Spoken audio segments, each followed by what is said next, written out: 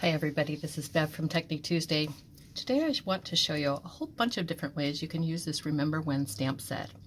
Now when we designed this, we were really thinking about memory keepers and scrapbookers.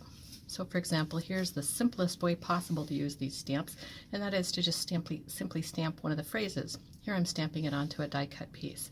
So you can make a photo caption like that one, or you might do a journaling block like this one, where you just put it next to the photo and then journal into it about what was happening.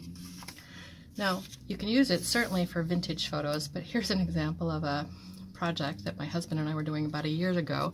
Seems like yesterday, where he was up on this ladder and I wanted to accentuate the blue in the ladder.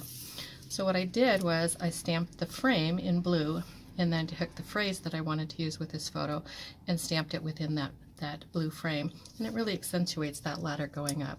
Now you can imagine that you could do a similar thing with this to make a journaling block like that too. So you could use it as a caption, or you could use it for your journaling block. Now you may have noticed a couple of things in here, and one is that there's this solid piece, and there's also some phrases that are smaller. So I want to show you some things you can do with both the shadow piece and the smaller phrases. So here I've stamped this solid piece in a bright pink and then stamped towards one end of it just the facts.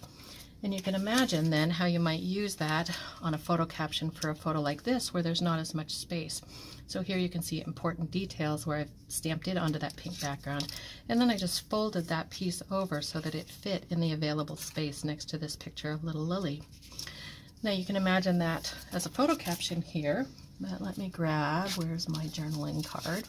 The journaling card could also work this way, so it's a more modern look to it rather than that more vintage or heritage look that I showed you earlier. So that's another way that you could use the solid piece on a scrapbook layout. Now some of you may have guessed already where I'm going with this, but the next piece is to put it all together. So you can imagine how you could stamp the solid piece using the orange, stamp the frame in blue, and stamp the phrase in blue inside of that so that it makes a great photo caption like this one. And so you might be talking about how you're doing highlights of your trip to the beach in this beautiful sunset. Or if we go back to the journaling block, you might go ahead and make a journaling block with that same sort of caption at the top using the frame, the solid, and one of the phrases.